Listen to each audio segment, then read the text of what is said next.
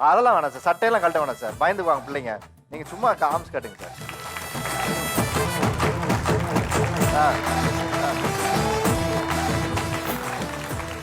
பாகுலிமா எந்திரிச்சு அவர் ஆர்ம்ஸ் அவர் காட்டுறாரு. அது செய்யறதுக்கு இப்ப செய்யறதுக்கு வேணுமா கரெக்டா இருக்கும். வருங்கால இளைஞர்களுக்கோ வருங்கால குழந்தைகளுக்கோ அது கரெக்டா இருக்காது. எங்க அப்பா எங்க ஃபாதர் வந்து 83 வயசு இறக்கும்போது அவரு கடைசி வரைக்கும் என்ன மாதிரி தான் இருந்தாரு.